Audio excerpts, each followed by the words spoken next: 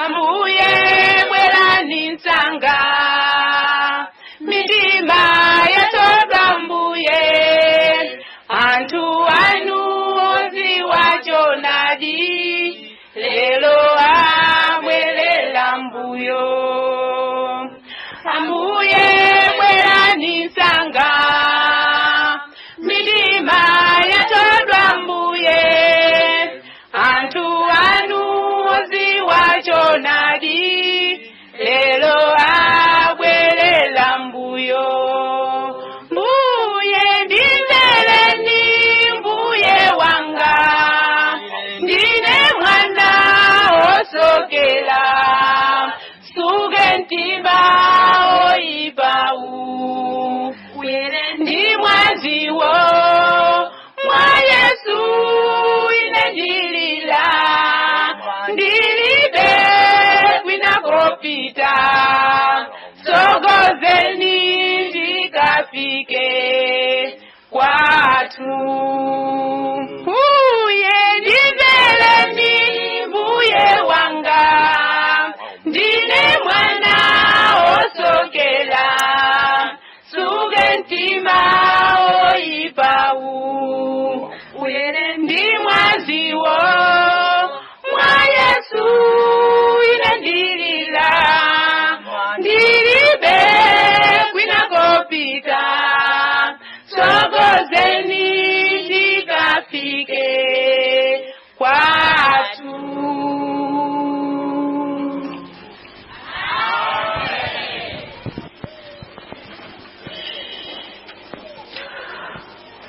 Zinthu izi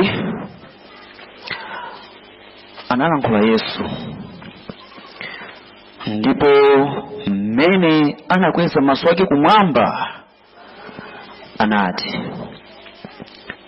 Atate, yafika nthawi, lemekezani mwana wanu, kuti mwana wanu akalemekezenso inu. Tipemphere. Atate ukuwonda muli kumwamba, yafika nthawi imene ana anu tasonkhana kufuna kumva mawu anu. Tikudziwa ndifa ndofoka mukamphindi timachoka mu ulemerero wanu. Tikudziwa motizungulira ife kuli namondo wina amene akuwomba, koma inu Mulungu simunaluzepo nkhondo. Inu ndinu Mulungu wamphamvu zonse, amene Yesu mudalankhula mawu kuti ife timuke ku dziko lapansi tikamveketsa mawu anu kwa mitundu yonse. Ndi Yesu mudalonjeza, taonani ndi nanu pamodzi kufikira chimaliziro. Mulole kuwala kwa ulemerero wanu kwa maola a Sabata kuzingidwa ndi khwimbi la angelo kazinge malo anu. Mulole Mzimu Woyera amene amafikira konse kwa moyo wa munthu okayikakayika, amene amafikira konse kwa moyo wa munthu okhala ndi mafunso ambiri, amene amafikira m'maganizo mwa munthu wakunyozayo ndi wakugwetsedwa mphwayi, kuti pamene titsegula mawu anu maola a Sabatawa akamveke mkati mwathu monga lupanga lilili kufikira m'mafupa, minofu ndi mafuta ankati mwa moyo wathu.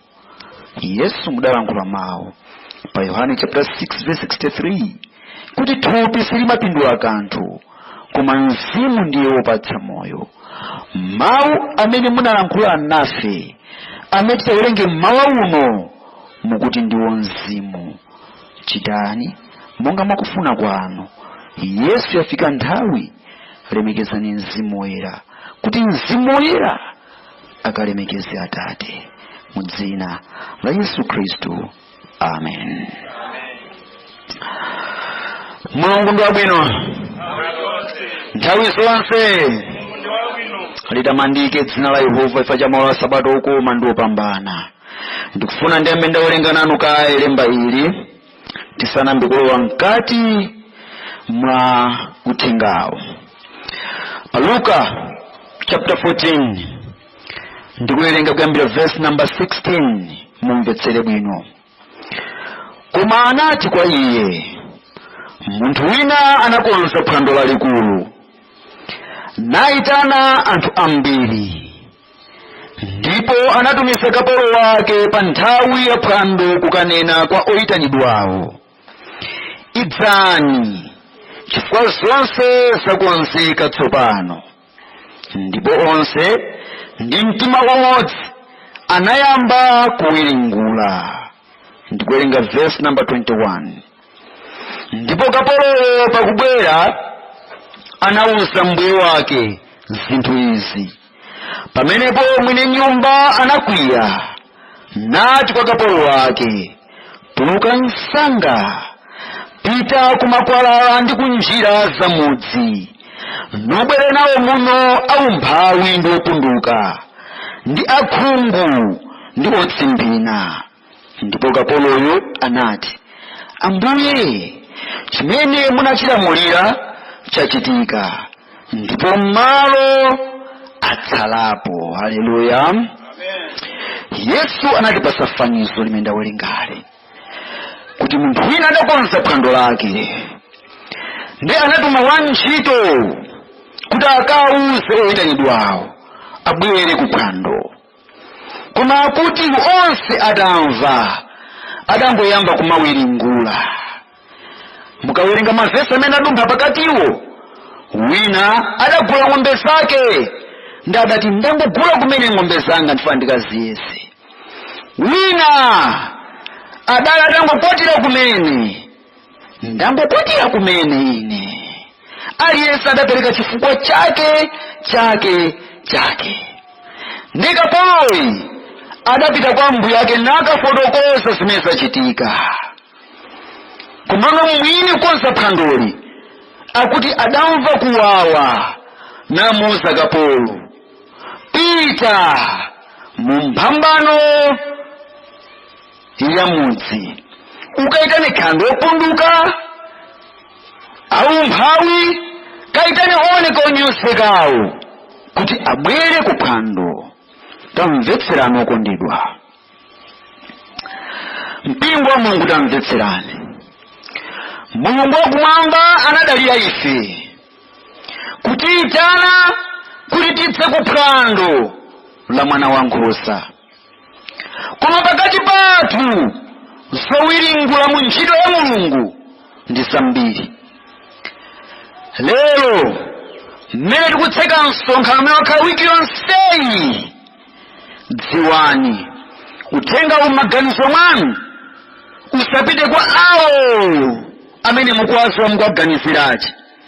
Muulandire upite kunsi kwa moyo wanu, chifukwa Mulungu wakumwamba ali nafe cholinga. Mutu wa uthenga mutsiku la lero ndionena kuti ola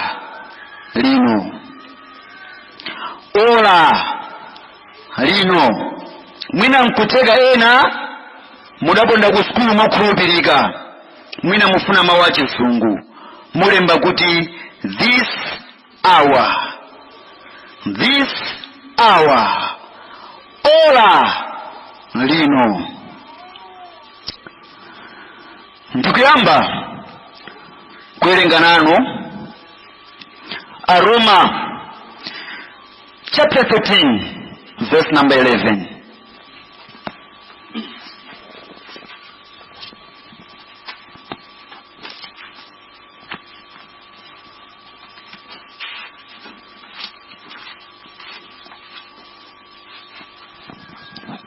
Ndikuwerenga nanu Aroma chapter 13 verse number 11.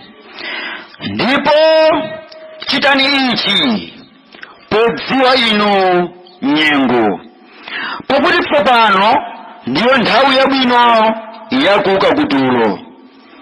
Pakuti tsopano chipulumutso chathu chili pafupi koposa pamene tinayamba kukhulupirira. Haleluya. Mzimu Woyera mwa Paulo akunena kuti tachitani ichi inu okhulupirira. muyidziwa nyengo imene ife tikukhala. Chifukwa chani mukuyenera kuyidziwa nyengo? Chipulumutso chathu chayandika koposa pamene munayamba kukhulupirira. Funso langa kwa inu okondedwa, kodi nyengo imene tikukhalayi mukuyidziwa? Ndifuna ndiwerenge nanu Mateyu chapter 26. Mpulumutsi wathu Yesu adayidziwa nyengo imene iye amakhala. Koma funso anga nkumati, kodi ifeyo nyengo imene tikukhala tikuyidziwa? Mateyu 26 verse number 40. Ndipo anadza kwa ophunzira nawapeza iwo ali mtulo, nanena kwa Petro, nkutero kodi simukhoza kuchezera ndine mphindi imodzi?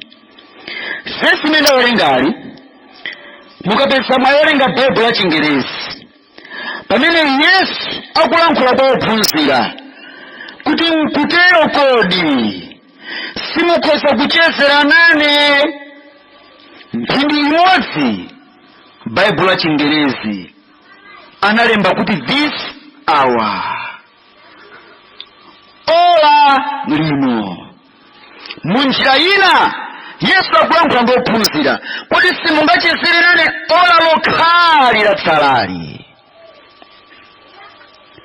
Yesu adadziwa nyengo yake, adalidziwa ola limene amakhala kuti sakuyenera kugona. Tapita nani ku Luka chapter 22. Luka chapter 22. Ndiwerenga nanu verse number 56. Ndikuwerenga. Ndipo mdzakazi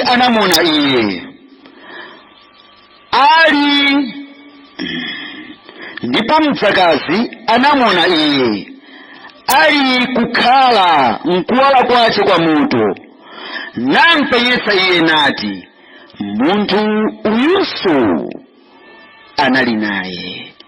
Koma anakana nati, mkaziwe, sindimdziwa iye. Muola limene Yesu adatengedwa napita ku bwalo lokaweruzidwa mlandu, Petro adakhala poteropo namawotha moto. Mkazi wina adamudziwa kuti uyunso uyu ndi Mgalileya uyu, pakumutchula kuti uyunso adali naye limodzi uyu. Akuti Petro adakana kuti sindikumdziwa ine amene. Petro ola lake lidamfikira, koma chisankho chimadapanga iye ndichokana kuti sindikumdziwa ine ameneyo. Tamvetserani okondedwa. Mzimu woyera kwa Roma chapter 13 verse number 11 akuti, koma chitani ichi podziwa inu nyengo. Mu Mateyu 26 verse number 40, Yesu akudziwa nyengo imene akukhala ndakupemphera, koma ophunzira akupezeka akugona. Ndi Yesu akuwafunsa, kodi simungakhale nane ola lokhali? Petro adali mmodzi opezeka mu ola limeneli. Popeza mu ola loyenera kuyang'anira, loyenera kuyembekezera, adakanika. Mu nyengo yakuchitika zinthu, Petro adamukana Yesu. Kodi mukuyidziwa nyengo imene tikukhala? Ngati mukuyidziwa, mukuchitapo chani? Inalipo nthawi imene Davide adakana kupita ku nkhondo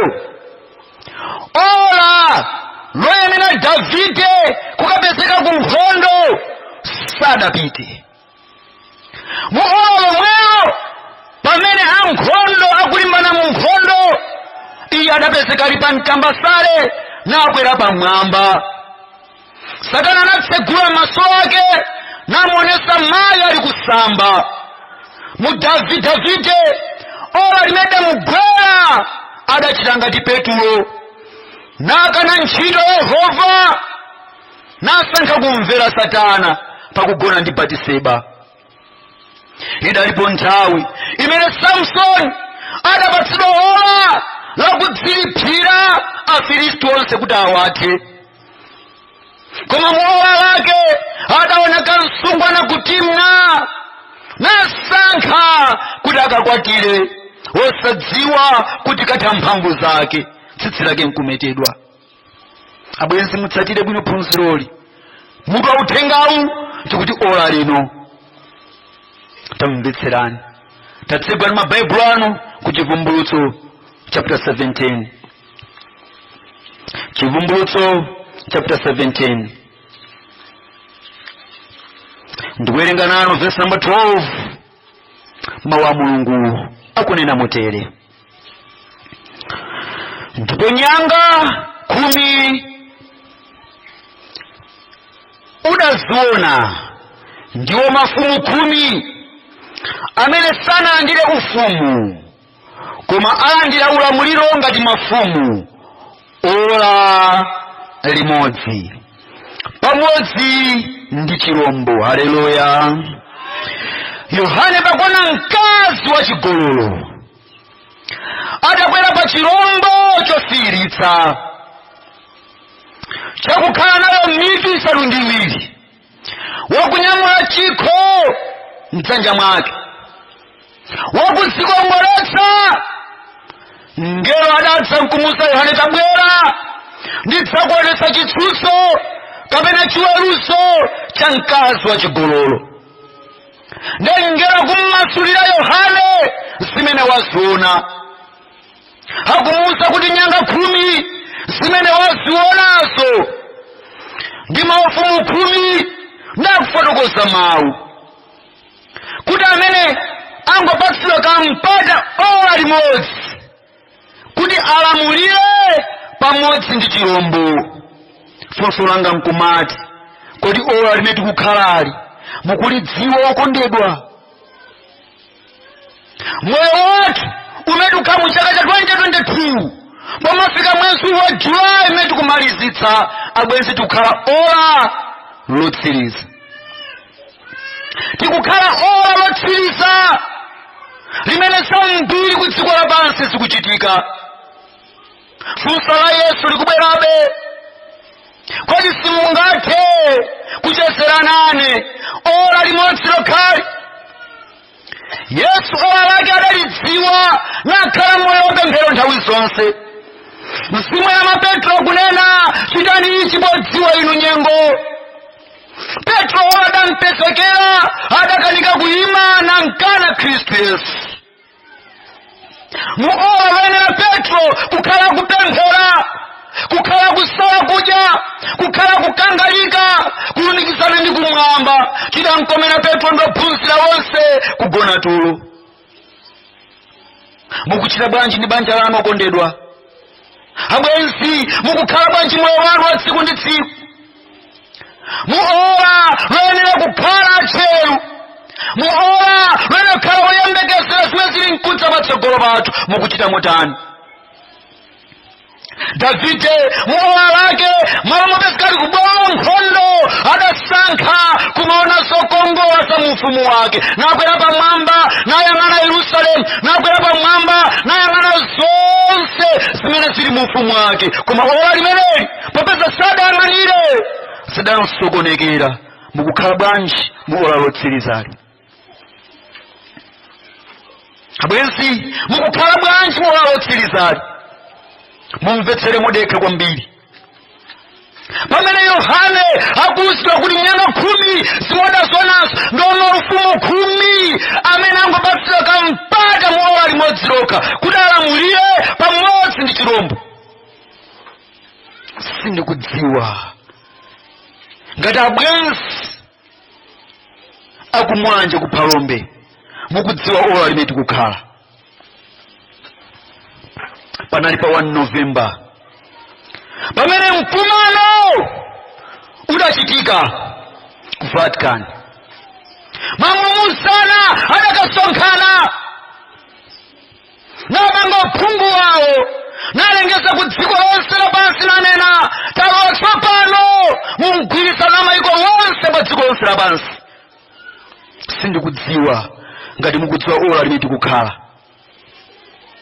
Padali pa 4 Oktoba pamene akuluakulu asa maphunziro, akuluakulu asa sayansi, akuluakulu achipembedzo adakasonkhana pamodzi ndi chirombo napangana zonse mu uphungu wawo. Sindikudziwa okondedwa ngati mukudziwa ola limene tikukhala. Ndikuzifunse m'bale kuti mu ola limene tikukhalali ukamapezeka mu foni mwako iwe mbambo mauthenga azibwenzi ngosayamba. Sindikudziwa ngati ukudziwa ola limene tikukhala. Amayi sindikudziwa zibwenzi zimene muli nazo pokhala mayi wa pabanja. Sindikudziwa ngati ola limene tikukhala mukulidziwa. Okhulupirira msanga mukamanyozera ntchito ya Mulungu kuona anthu ambiri ali mkufa ku dziko lapansi, koma mwayo kwafika ndi uthenga wabwino tikadali nawo kadalusana usiku sudadze. Sindikudziwa ngati ola limene tikukhala mukulidziwa. Dziwani chisankho chimene tingapange lero chitithandiza kuyima patsogolopa kapena kukana monga adachita Petro. Mumvetsere modeka pamene maulamuliro a dziko lapansi akusonkhana napanga mauphungu wawo nakumana mzipinda zobisa tsiku ndi tsiku pa dziko lapansi napanga njira za moyo wa chikhulupiriro chanu inu mbewu ya mkazi. Mpamene ifeyo tikupanga zisankho zoleka ngati Samsoni kumang'ana zimsokongola zakutimna nasiya mawu a Mulungu wakumwamba. Taoneni njala imene ku dziko lapansi idalipo nthawi chaka chatha imene nkafotokoza pa wireless abwenzi konsekani 2022 kukhala mavuto anthu amaona ngati masewera. Taoneni dzikoli ndikuchenjezana muneno abale chifukwa sindikudziwa kuti kuno ndzabweranso kapena sindikudziwa adziwa ndi Ambuye. Chaka cha mmawa ndi chaka chanso chovuta kwambiri mukang'ana mabuku awonse ndi chaka chovuta kwambiri, koma sindikudziwa ngati mukudziwa ola limene tikukhala. Tikunena pano mapasipoti mayiko ayamba kukanidwa akufuna pasipoti chamukidziwa ichi yatsopano ichi. Sindikudziwa ngati mukudziwa ola limene tikukhala. Koma dziwani maufumu 10 ola limeneli ayamba tsopano kulamulira pamodzi ndi chirombo, koma ndi ola limodzi lokha limene Yesu akuwafunsa ophunzira ake, kodi simungathe kuchezera nane ola limodzi lokhali.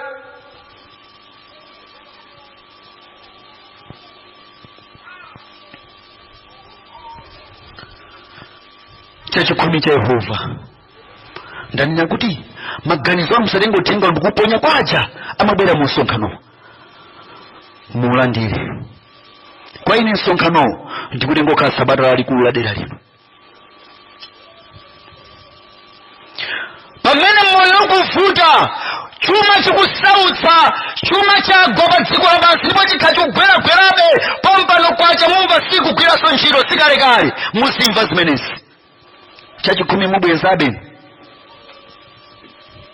mutu utsabe ndalama kupereka m'misonkhano ngati iyi kapena mudzikundikira chuma pa dziko lapansi kumene njenjere ndi dzimbiri zibola.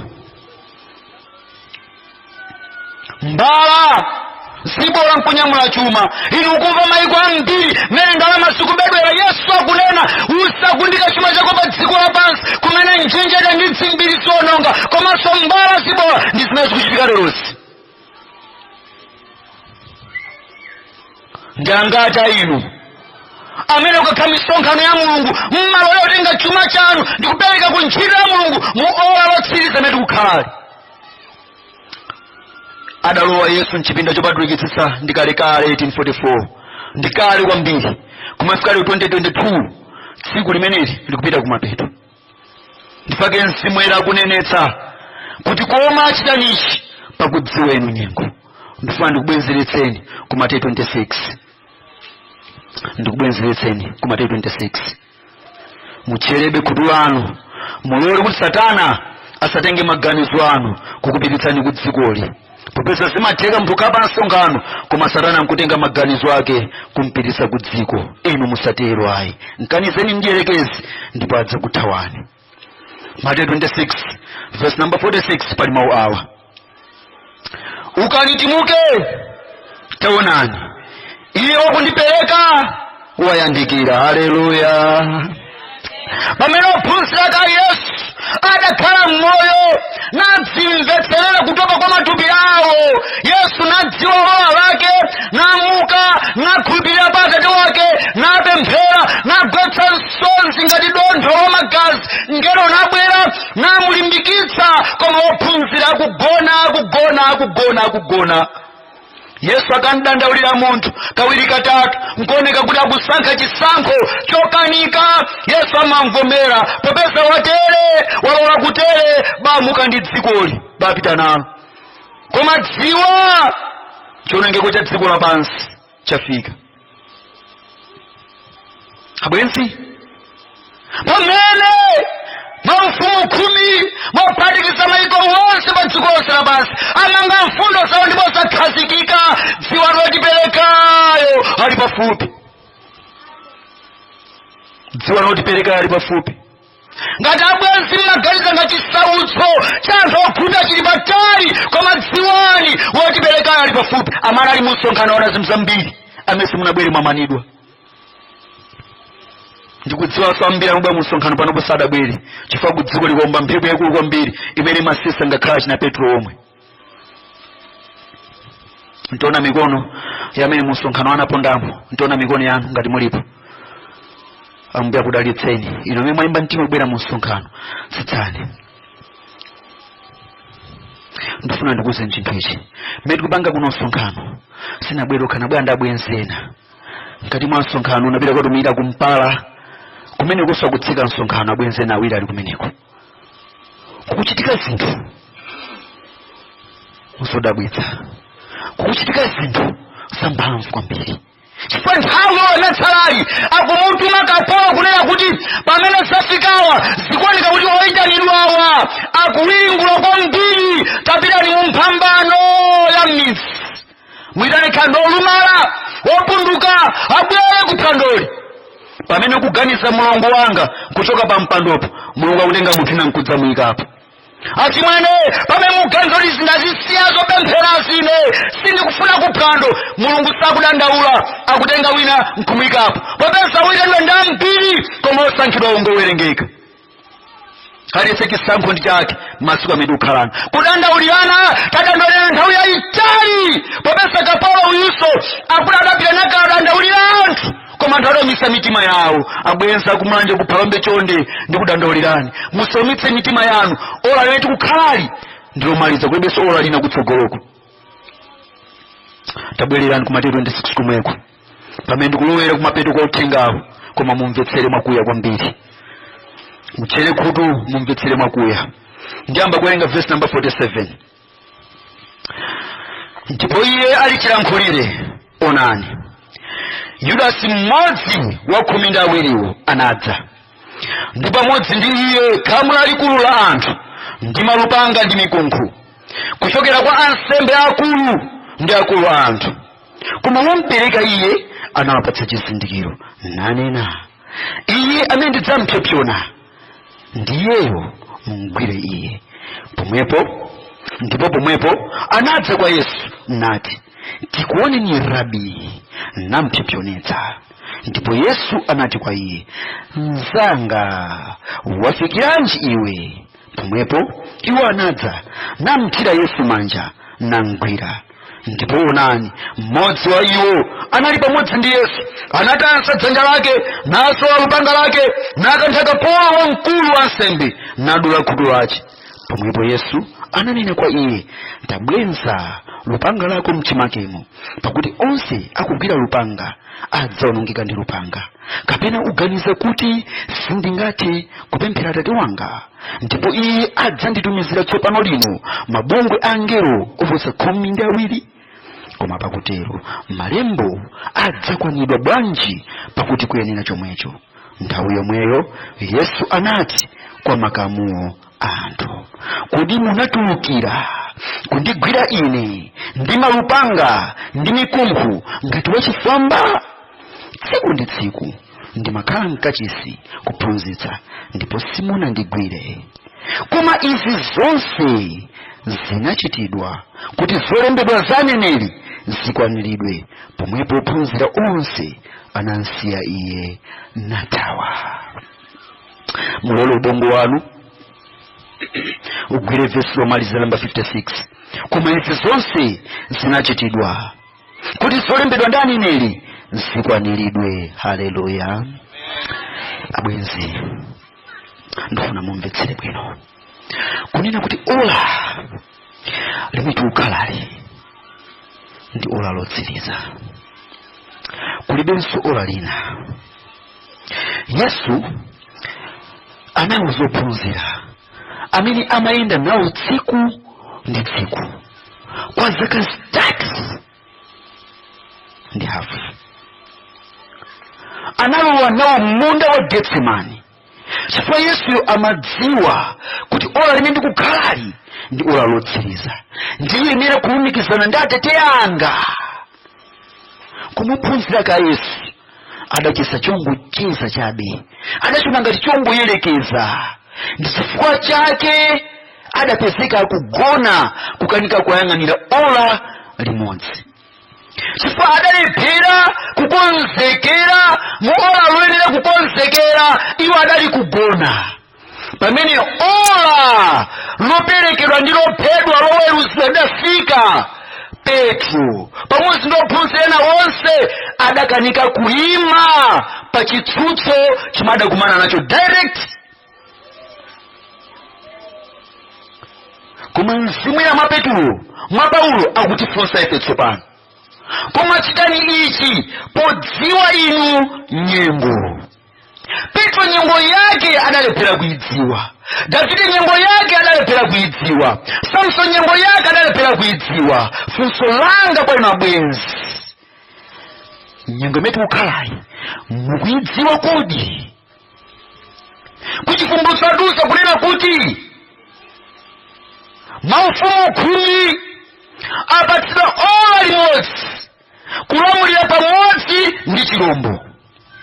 Ndi olalo lafika, ndipo sizikubisika zili m'manyuzipepa pamene pali ponse, sizikubisika. Mavidiyo taonetsana musonkhano kuseri.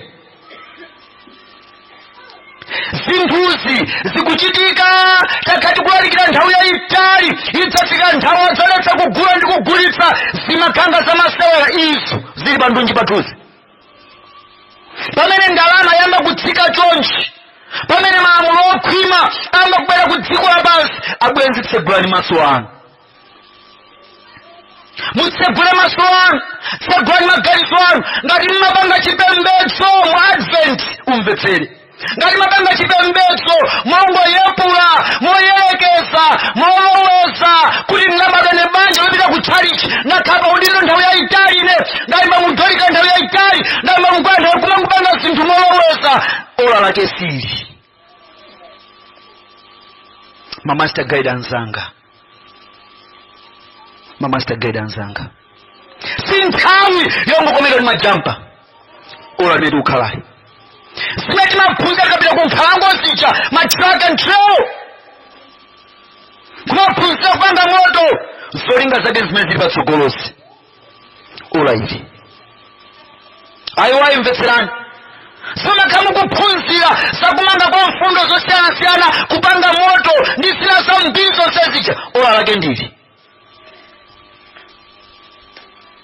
ndikumamva chisoni kwa mmene chipembedzo tikumachiseweletsera mola ili. Zikumandikhudza kwambiri, zikuoneka kuti anthu sitikudziwa ola limene tikukhala. anzanga ndine amene makamubwera mu msonkhano mawikonsei usiku ndi usiku kumachokapo mochedwa ndi kumamvetsera mauthenga ndi kumakhudzika mmoyo ndi kudziwa ambiri makhudzika ndipo mzimwera sakusiyani akhala nanu kufika mpaka chisankho chotsimikizika koma tamvetserani mulidziwe ola limene tikukhalali mulidziwe olali pamene Yesu adakwana akuona anthu akubwera kwa iye ola mkwalira Yesu adaona anthu akubwera ndi mikunkhu akubwera ndi zibonga abwenzi dziwani akamuna dziko lapansi mabungwe ku dziko lapansi anthu amphamvu a dziko lapansi ayamba kusonkhanitsa mikunkhu akusonkhanitsa zibonga akufuna moyo wanu akusonkhanitsa ndege akusonkhanitsa zinthu zambiri pa dziko lapansi chifukwa cha inuyo koma kuti zitheke zinthuzi zimadza ndi mpsopsono zikumadza ndi mpsopsono adabwera ndi mikunkhu adadza ndi zibonga koma Yudasi ndamadetsogoka mpsopsono Yesu zikumadza ndi mpsopsono zinthuzi zikumaoneka zabwino zikumamveka ndi mawu okoma zikumamveka ndi ndalama zosiyanasiyana abwenzi ola lomalisali likudza ndi mpsopsono musamale kwambiri kalikonse kamene kangabwera ku moyo wanu muyambe moyang'anisitsa mukamvetsetsa bwino musapange zisankho musanapemphere ana Mulungu wakumwamba chikabwera chinthu amayamba apemphera kale amve kuti Mulungu wakumwamba akulankhula kuchani ndamvere Mulunguyo mudziwe ichi ngola lomalizali kukumveka mawu awiri okha monga adamveka m'munda mwa Edeni Mulungu adayankhula m'munda mwa Edeni mitengo yonse ya m'mundamo mutsidya tsiku limene mudzadya mtengo uwo pakati uwu mudzafa ndi m'munda mwa Edeni momwemo mudadzamveka mawu ena akayasiyasi okoma ampsopsono adamveka m'munda mwa Edeni momwemo iya kodi anati Mulungu musadye zonse za m'mundamo ndi Satana akudzawonjezera adziwa Mulungu kuti tsiku limene mudzadya mudzafanana naye chomwechi Mulungu mmene akupanga munthu Genesis 1:26 akuti ndipange munthu monga mwachifanizo chathu Mulungu adanena kale wampanga munthu muchifanizo chake Satana akuti adziwa Mulungu kuti mukadzadya mudzafanana naye mawu amene wamukumamva ku dziko lapansi ambiri simukuwamva ndi kudziwa panopo Satana akulankhula kuti Mulungu akakubisiranizi afuna Mulungu kukubisiranizi koma tapanganizi kuti mupenye lero dziko likulankhula izi koma ambiri makutu athu sakumva zikudza ndi mpsopsono timaonesana mu msonkhanomo kunena kuti pakadali pano azungu apanga maplani otenga ufiti ndikulosa mmakina ndipo zikuchitika ndipo ambiri ku dziko lapansi ikapasuka tondodondesiri yambiri akhala afiti okhaokha yes kufikira mutazimvetsa zinthuzi oyi ndilovuta kwambiri koma tadziwani pamene akubwera ndi mikunkhu akubwera ndi zibonga kudzamugwira Yesu akulankhula mawu kuti koma zonsezi zikuyenera kuchitika kuti chani zonena aneneri zikatani kodi zikakwaniritsidwe olo ufune olo usafune olo ukane olo uvomere zonse zonena ndi aneneri zikwaniritsidwe tsoka likha ndiwo kakana chifukwa moyo wosatha sudzalowamo udzalingalira ndinkapita muchipembedzo ine ndimawerenga baibulo ndimalalikira mmene kuchitikamo ndamva mayina azilaliki anzanga ndamva alipo ambiri azilaliki mbusa anzanga ndamva koma dziwani zioneka zinthuzi zikafika pachimake panopo zinthuzi zikuoneka zopepuka mmene ndikutere munthu muziwerenga mkati mwakulankhula kwanga chifukwa muli zinthu mkatimo zimene mwina sindikuzitulutsa kaya mwina tiona masana akapena ambuye akalola zioneka zinthuzi kuti pamene abwera kuti amugwire Yesu munda Magetsemani kodi sapezeka mmodzi wa ife wanyamula lupanga akunena kuti diso kulipa diso kumene ndibwenzera tangana ndi pakati pathu mungakhulupirira zobwenzera namene zimakhalira mchalichi tangana ndi pakati pathu kufuna wapanga chakuti inenso ndipanga chakuti awalankhula motere inenso ndilankhula motere. Tayang'anani pakati pathu, tayang'anani pamene nthawi ikupita kumapeto. Chifukwa choti awa alankhula mamphamvu mokali chonchi, ineyo nanso ndamvetsa kuwawa. Ndi mmene dziko lapansi likukhalira. Koma Yesu akunena tatenga lupanga bwense mchimake. Kodi pakubwensera malemba adzakwaniritsidwa bwanji? Abwense tifune tisafune, nthawi yabwense kugula ndi kugulitsa ili pa ndunji pathu. Tifune tisafune. Mwakonzeka za ola ili? Kodi mukhalabe mmatope kapena muvukamo? Musambabe mmatope auchimo achigololo, musambabe mmatope auchimo akudya ndalama za Yehova, musambabe mmatope auchimo akukana kugwira ntchito ya Mulungu, musambabe mmatope auchimo amabodza ndi miseche, musambabe mmatope auchimo anyanga panga business.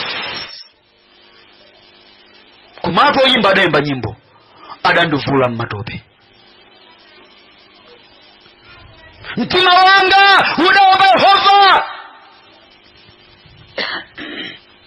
Sindikudziwa ngati mtima wanu maupereka kuti uope Yehova. Anandivula matope nandikazikitsa patanthwe, moyo wanga lelo uyimba matamando, haleluya. Anandivula matope nandikazikitsa patanthwe, moyo wanga lelo uyimba matamando, haleluya. Tadzifunseni mu mtima mwanu ndi mulole Mzimu ena kulankhuleni za moyo wanu. Mudzifunse kuti koma ine ndakonzekadi mu ola limene tikukhalali. Tadzifunseni mkati mwa moyo wanu, muzifufuze bwinobwino, mulole Mzimu ena kulankhuleni kuti koma ndakonzekadi kapena ndikhala ngati Petulo. Kodi mukudziwa kuti zipolowe zimene zikuchitika m'mayiko wonse pa dziko lonse lapansi? Ndifuna ndikuwuze chinthu ichi, muchisunge muchigwiritsitse, chifukwa chichitika ine nitachoka. Pulani ya Satana adakonza kuti abweretse njala ku dziko lapansi, ndipo waibweretsadi. Chaka cha mawa ikhala yoposa. Mmene njala waibweretsa, anakonza kuti m'mayiko monse anthu akwiye ndi maulamuliro ndi anthu akukwiyadi. Ena mwina simukudziwa, chifukwa moyo wawo simulibe, moyo wawo ene azina zimulibe. Kuli dziko kwa azungu limachedwa kuti Sri Lanka, dziko limene ndalama idagwera tu pansi zakudya chamapezeka, gali moto kusiya kuyenda. Ndi dziko lonse lakwiya, dziko lonse anthu adatenga na kutenga na chigulu chonse kumapita kunyumba kwa president. Akafika kunyumba kwa president ndikwagonjetsa asilikali okhala kumene koko, asilikali nkuthawako. Anthu ndikulowa nyumba ma president, ndikuyamba kukagona pabedi pa president, kumasambira mu damu la president, kupita ku kitchen ndi zakudya za president, anthu kusanga nyumba ma president, kumangoyenda nyumba president ku Sri Lanka. Zime president pakana kuthawa mu dziko lawo, kuthawira dziko lina. Zimene zachitika ku Sri Lanka, Satana wakonza kuti zimenezi akufuna zichitike dziko lina lilonse ngati Mulungu angalole. Zayamba kunonse musone ngati zingochitika. Ku Zambiaso zichitika. Mona mukira mandu kusana. Ndi akapanga zimenezi zimene akufuna kubwerola muliro wa nkhanza kopya mayiko monse pa anthu, ndipo muzona zikuchitika. Ndi plan imene ali nayo. Ufuna upembedza chonchi sindikuona ukhani nthawi yayitali. Koma funso langa nkumati, zofutazo zikafika pa chiyinde, mikunkhu yonse imene asonkhanitsa ikabwera pamodzi kuti akugwireni, muyima pa Khristu Yesu kapena ayi. Amayi, Mwakonzeka? Chomaliza chimene Paulo akutilangiza ndowerenge nanu pamene ndikumaliza motero. Pa Roma 13 pompaja ndowerenga nanu verse number 12. Tumvetserani pamene akutilangiza kuti ndetitani poidziwa nyimbo muzochepa zimene takambiranazi, polidziwa ola limene tikukhala. Verse number 12 Roma chapter 13. Usiku wapita ndi dzuwa layandikira, chifukwa chake tivule ntchito za mdima tivale chamuna chakuunika. Usiku wapita ndi dzuwa layandikira, chifukwa chake tivule ntchito za mdima. Muli ndi ntchito zanji za mdima amayi? Abambo, muli ndi ntchito zanji za mdima? Atsogolera anzanga, muli ndi ntchito zanji za mdima? Aliyense akuzidziwa yekha. Ntchito za mdima zimenezi zipangitsa kuti tikanike kuima pamene ola afika pachimake. Koma ola ndi limodzi. Amene mukumvetsera uthenga ukunyumba, mukumvetsera uthenga ukichinuko, dziwani ola ili ndilotsiriza ndipo linkhudza wina aliyense losatengeranso chipembedzo. Ola ili mutenge chitsanzo mene COVID-19 anavutira pakati apo, sizitenge chipembedzo aliyense zidamukhudza, wopemphera wosapemphera. Kukwera mtengo kwa shuga, kukwera mtengo kwa mafuta samukhudza wina aliyense, wopemphera komanso wosapemphera. Wanyoza uthenga wabwino, wala uthenga wabwino, aliyense mafuta amenewa amukhudza. Akafika pachimake yekhayo amene amanga mwa Khristu Yesu, amene akumutsata Yesu wosamusiya, kumutsata Yesu bila kulikonse mafuta mumtendere, amene amadza khonze kuima. Chifukwa Petro pamene ola la Yesu lakumpachika Yesu lidafika pachimake, Petro adayendera chapatali, amayendera chapatali. Ambira ife tapanga chisankho choyendera patali, kumva zokuti kwanogwe kuli msonkhano, koma ndikumayendera chapatali chauku usafuna kuyandikira, kuyendera chapatali kwambiri. Ndipo ambira ife timapanga zimenezo. Alipo ena sana abwere koma kuitana kunamveka tikapemphera uko, ambira kuyendera chapatali chauku, ali chapatali ambiri. Akati kujiza suwe kumkumano wa mkati mawiki ambiri masanga kuendera chapatali ndi manamizira ma business kuendera chapatali huko ndi mapereka zifukwa zomveka bwino, ndangogula kumene sopo nakauda kumene ma business wamaenda bwino kumadzontho kamaweruka monga munaja akutinda mukwatira kumene ine ndangogula ng'ombe kumene so wiringula pakati pa nthumbi zambiri zo wiringula misonkhana misasa kodi si mapereka ilo mupitakwe sowiringula zilipo ine chuma chavutiramu mezakhaliyamu sowiringula ndi zambiri pakati pathu kunchito ya Mulungu akumwamba. Koma usunge chuma usasunge mavuto akutani kodi? Metu kumaliza tafunse nzanoyo wakonzeka mu ola ili? Kuyankha kwanu angelo alemba, kuyankha kwanu Mzimu Woyera achitira umboni. Koma tufani kulimbikitseni tabwerani kwa Yesu, tivule ntchito za mdima, tivale chamuna chakuunika, kuti kumene kwa tsali yako tiyende pena paliponse, pena paliponse. Masana musachoke mukhalepo, ndifuna ndigawane nanu zinthu zimene zikuchitika ku dzikoli, muone kuti mvula ya masika yayamba kugwa, ndipo Yesu akutenga anake kwayika mukhola ndi mpange chisankho chokhalamo kapena ayi. Alipo mama wa uno amene akunena kuti kumeneyo sinapange chisankho chomulandira Yesu kukhala mbuye ndi mpulumutsi wa moyo wanga, ndifuna ndiyambepo lero ndiona mikono yanu. Amene akuti kumeneyo ndifuna Yesu akhala mbuye ndi mpulumutsi wa moyo wanga, ndifuna ndiyende naye. Popeza ola limene tsalali ndi ola limodzi lokha, ndipo ndi ola lovuta kwambiri. Pamene mukweza mkono wanu tatsitsani kaya, tatsitsani. Nthawi zambiri uthenga ukabwera chonchi ine ndi madabwa kuti anthu ena adambopemphera kali kale msonkhano wina uliwonse akalemesa namulandire Yesu ayimike mkono amayimika. Ndi madabwa kuti makhala chili chani? Simukukhulupirira kuti Yesu anakhululukira machimo anu. ndikufuna ukhawo amene akunene maona mtima ndithu kuti koma ineyo Yesu sinamulandire kukhala mmodzi. Ndikufuna ukhawo amene akutsimikizika mtima kuti ineyo Yesu sinamulandire kukhala ambuye ndi mpulumutsi wa moyo wanga, ndikuyenda mu mdima, ndifuna ndende nkunika, ndivale chamuna chakunika mu ola lotsirizali. Ndifuna ukhawo. Akweze mikono yawo.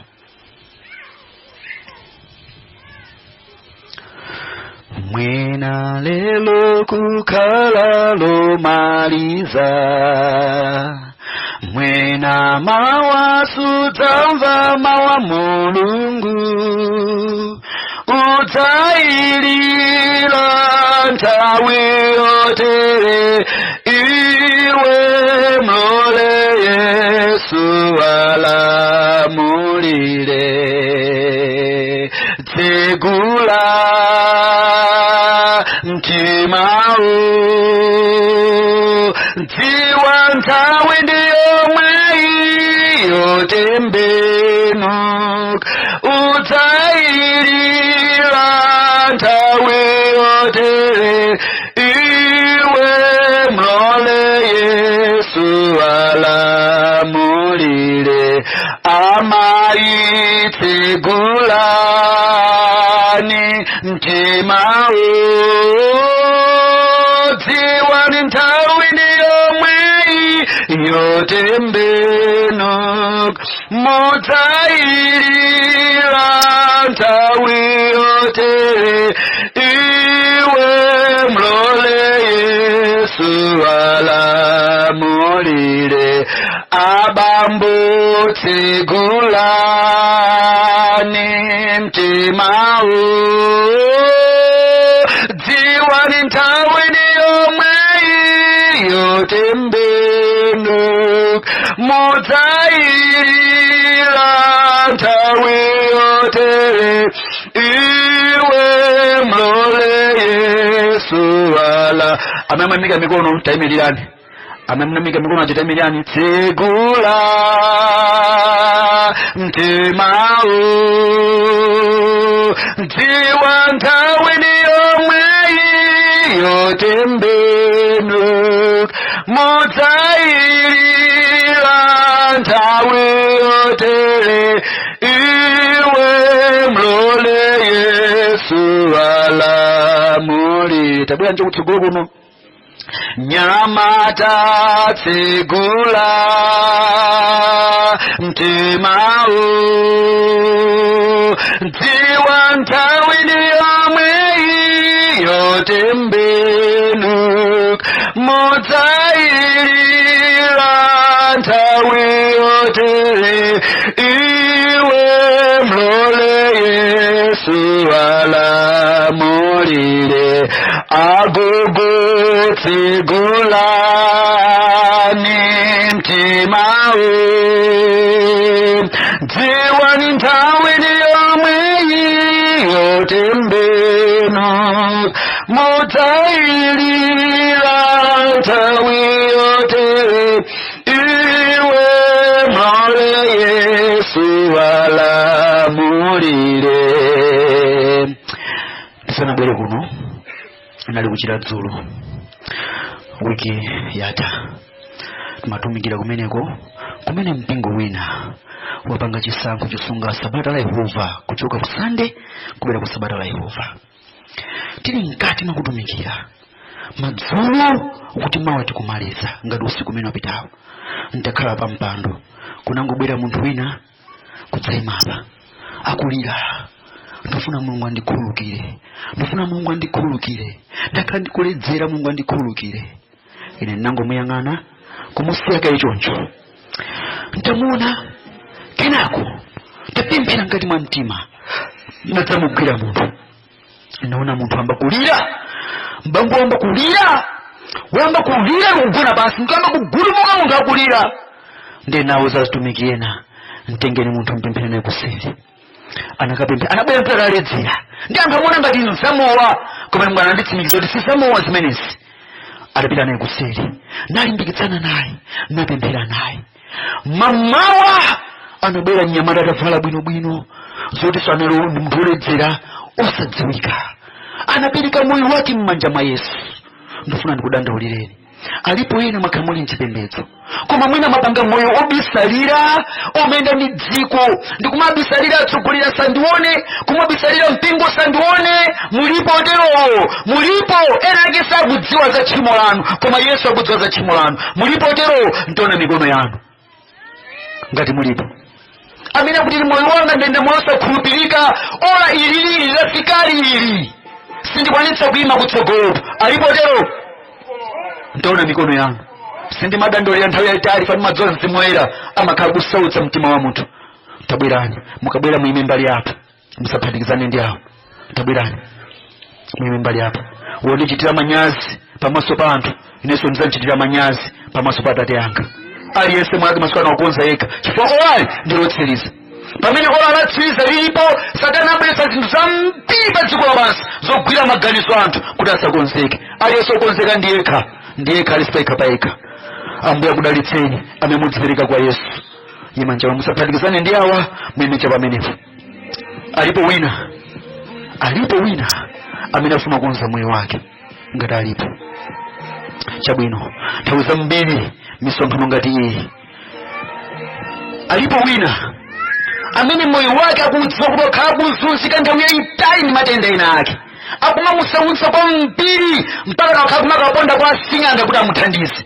Waponda wapereka thupi lake akuchekera mpasa zokumwa. Alipo tero, ena ake sakudziwa mukudziweka ndi Yesu wanu. Alipo tero. Ambuye akudalitseni. Tabwerani muime pa nthuzi uwu. Bwerani. Simukudziwa chimene Ambuye akukonzerani mu msonkhano umene tikumaliza. Zilibe kanthu kuti msonkhano ngati manje musimabwera faina ndakutali.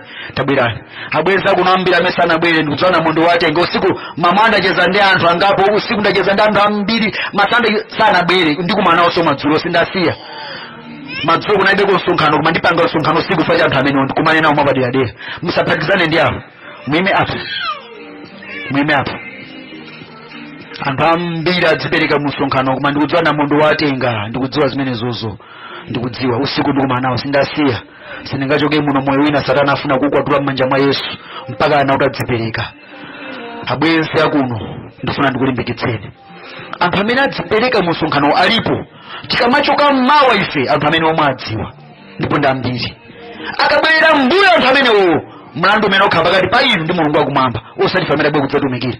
Ndikuyamba isu kwa district yonse ndadzitsogolera nonse mukunimvera makhala kulilongo. Mmene tikuchoka pano ife tikupita mmalema Mozambiki ndi Nchewu. Kwathu tinachoka ndikalekale ndipo tipita kusomochedwa kwambiri. Tikachoka kumeneko tupita kulilongwe ndi kunchinji. Zibe kanthu kakwathu tikafika kuti inakazi anga sinabwere nawo kuno nawo sakupemphera kumene aliko. Yakwana nthawi yotokwati akhenga osakwatira wokwatiwa akhenga naona kuti wosakwatiwa. Azimayi inu ngati maletsa mnanu kugwira ntchito mulape.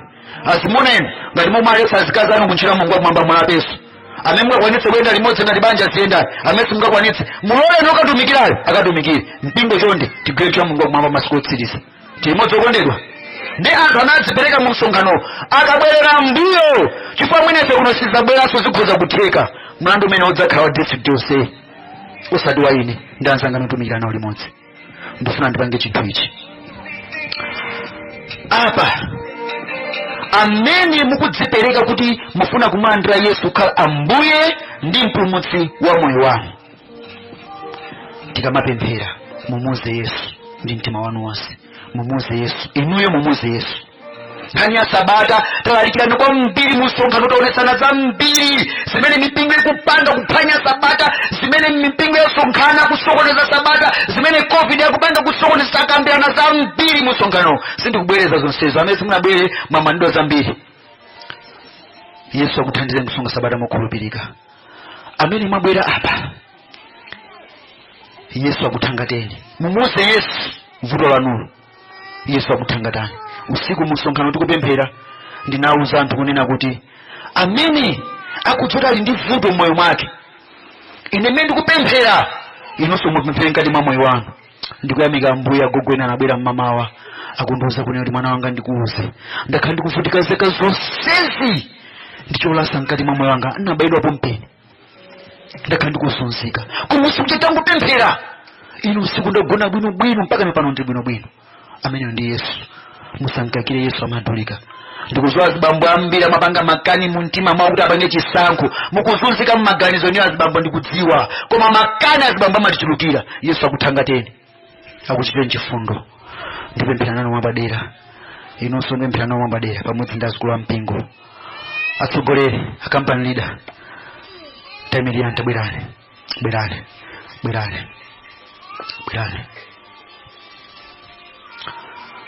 Tikaimba nyimbo yomaliza pamene enawa akupumulira kumalandira chakudya, inuyo fati kumanani mwapadera.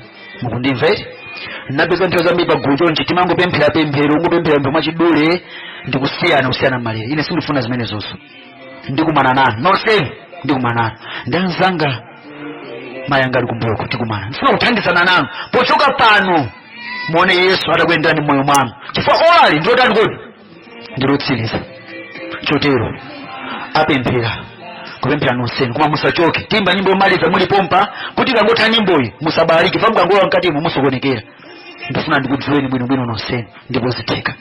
Tili modzi anakondedwa iti timutsate Yesu kwina kulikonse kumetingapite popanda mavuto. Mwapempherera anthu awa kena kutimba nyimbo yomaliza namba 11. Tiseke maso tipemphere. Atate wokonda mwini kumwamba ndi dziko lapansi, yafika nthawi iyi imene kapolo wanu wakhala akulankhula. Pali zovuta zambiri zimene ana anu ali nazo mkati mwa mitima ya anthu, ozipereka ngakhale osazipereka. Ena alipo amene akhala akumva mumtima mwawo choperewera, koma Mulungu akumbuseni mwapadera. Komano ndili ndi nkhawa chifukwa cha anthu amene azipereka, amene Ambuye akusowa mtendere mkati mwa mtima wawo, chifukwa mzimu wanu wakhala akuaguguda ndi kuwamvekesa kanthu kena kunena kuti pena pake paperewera.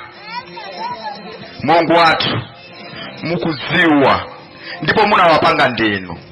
Athandizeni tsopano, akonzeni kuvuta kwawo ndizo pweteka zawo za mthupi. Athandizeni popeza mmadziwa china chilichonse.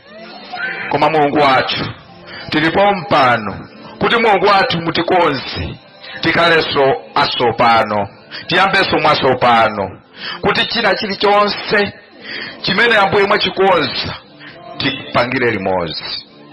Ndife ndani ochimwa ngati ife? Timalephera mnjira zambiri, koma Mulungu wathu mumatinong'oneza. Koma mwina chifukwa cha makani ndizo fumba zathu Mulungu wathu zimatilepheresa. Tikonzeni Mulungu wathu, tiyambe mwasopano ndi kuti tiyende nanu kufikira siku ilo limene muzatiyitana. Lilemekezeke dzina lanu chifukwa cha abusawa amene akhala nthawi yonse kutumikira pompano. Miyoyo ya ambiri yamva, ambiri atha kupanga chisankho mkati mwa mitima yawo. Ena okulandirani, ena osakulandirani, koma anong'onezenibe kufikira Ambuye inu mwafikise penipeni pamene mukufuna. Ili ndiye pemphero lathu m'dzina la inu Yesu Khristu. Amen. Tikamaliza inu kagulu kalapaka mukalowe mushedi iyo tamvaneti yoyamba ndizo muli malo menemo. Inu gulu inu mukalowe shedi inayo kumane nanu. Gulu ili apali mutapeza mwacha pa nthuzi pena pake apo tikumane pamenepo. Titsogolereni nyimbo namba 11.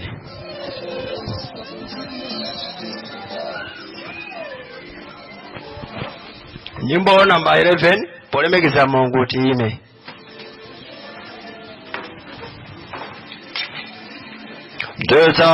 Ndidzakutsatani Mbuye kuliko semupita. Ndidzakutsatani Mbuye ndidzakutsatani. Ndidzakutsatani Mbuye yemwe munandifera ngakhale akukaneni ndidzakutsatani kana njira ndiyaminga yopanda matakato mokandikonzera ine mokondwa ntatsatanu ndidzakutsatani mbuye yemwemu nandifera ngakhale akukaneni ndidzakutsatani kana chisauso chidza kapena ndiyesera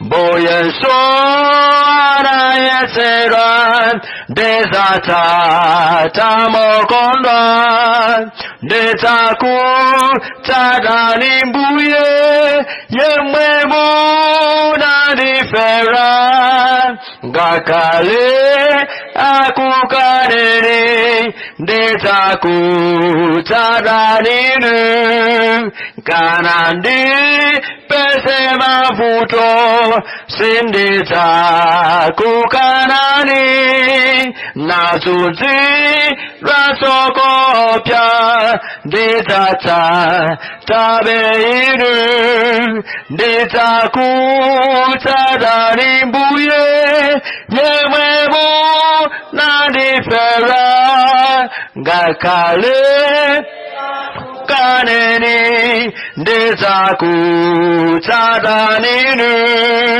mafunde ndimozamamo muzanditsogolera naenda mafunde kale ndidzakutsatani ndidzakutsatani mbuye yemwemu nandifera ngakhale akukaneni ndidzakutsatani tiza mogonja ndimo zichepesa ife ananu ochimwa pamaso panu. Yehova mwalola kuti tikapezeke musonkhano uno pamene mtumiki wanu wayankhula wiki yonse kufika siku la lero. Wakamba wayankhula wafotokoza zinthu mwakuya komanso mwachinsisi zimene zili kubwera kusogolo zimene zikulingalira kuti ananu tisakapezemu ke mufumu wanu. Yehova mwapaderadera munayankhula malemba anu wakulimbika chilimbikiro kufika chimalizo Yehova yemweyo asapulumuka. Munthawi ino yakumapeto Mulungu wathu tikupempha onse amene tamva mawu mukaole tisangowamva koma ndikuwachita ndikukayima njii pamaso panu pozindikira kuti mdima wayandikira sopano mbanda kucha uli pafupi. Pamene mwalola mtumiki wanu kuyenda malo osiyanasiyana pano nali kumwanje wafika malo ano kumasa kulowera madera ena kulilongwe ndi kwina ku Yehova ayenda ndikufalisa uthenga wokuya chotere koma Satana sanga monene kukondwa chifukwa akukhala kuti akuulula zisisi zimene zili kusogolo. Kamuthangateni Yehova, kamutetezeni kufikirana uthenga atauyankhula monga mmene mufunira. Ifenso amene Yehova akutiyankhulira mkati mwathu muli nkhondo, chita ichi usachite, chita ichi usachite, potengera masiku Yehova atha. Kati chiteni chifundo Yehova, kati yankhuleni mkati mwa mitima yathu. Tikuziwa ambiri ndife oyimisa mitima pamene tamva mawu. Nthawi zina tima yatenga ngati ndo cheza kapena zingo yankhulidwa koma zikazafika atumiki atachoka mpamene ambiri tizazindikire kuti zimene amayankhula ndizoona. Wachapa mmanjatu pano pachalichi chakukachere kumene Yehova wayankhula zina zimene ena tinali kutali sinaziziwe koma ndikupempha kuti zimene amayankhula zokhuza ndulo munjira ina ya zinthu zili nkuza Yehova zinatamba kuziona koma kuposaposa kaoleni mayina athu akalembedwe buku la moyo kuti potero atatha kuchoka mtumiki wanu ifeyo titatha kumwalira munjira yonse kani matenda kaya tiphedwa koma ngating'ang'ane pa mtanda wanthu kante chipulumuso. Tonse amene tayima kusogolo ndi tonse amene sidaime mkati mwathu muli kukhuzika lise paika mukaole kukhuzika kwathu mukakulandirepo sopano. Kachite nafeni mwenerera ndi ukatikumbusa okhala mawu anu lendo muthaye zonse mwambo atu Yesu. Amen. akozeka kukomana naye Yesu mene azaza kuzatengake ndipo ntchito zako